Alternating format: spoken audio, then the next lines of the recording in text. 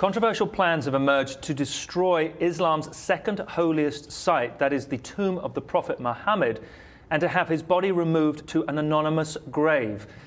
His resting place in Medina, Saudi Arabia, is visited by millions of pilgrims every year and is seen as the second holiest site, second only to Kaaba, the famous black cube building in Mecca. But it has emerged that a Saudi Arabian academic has put forward contentious plans to remove his body on the grounds that worshipping his grave constitutes idolatry, which is banned by the religion. Now, Mark, not only do they want to remove his body and put it in an anonymous grave, but they also want to destroy the Green Dome, the famous Green Dome that houses, or that's the roof of the building in which it's housed, and a number of the buildings around it.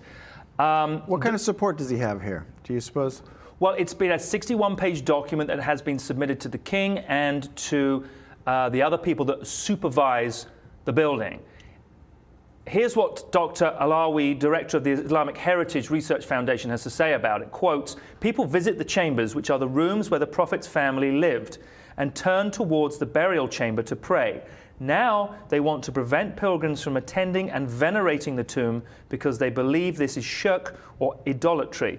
But the only way that they can stop people visiting the Prophet is to get him out and into the cemetery." Now, there's no suggestion that this has been approved or that is going to be approved, but it's out there in sort of theological think space, if you like.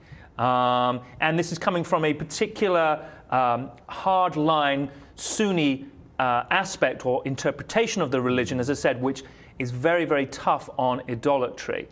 Now, all of this you may just sort of say, dismiss and say, well, it's just an aspect and it's one way of thinking. However, you have to bear in mind and remember that not so long ago, or very, very recently, there was a report that up to 95% of the surrounding buildings, the heritage buildings, some of them 1,000 years and more than 1,000 years old, surrounding Mecca, have actually been destroyed. Now, this was something that was kept very, very quiet, or has continued to be very, very quietly kept secret by the Saudi Arabian government. But 95% apparently, according to certain sources, of buildings surrounding Mecca have been destroyed.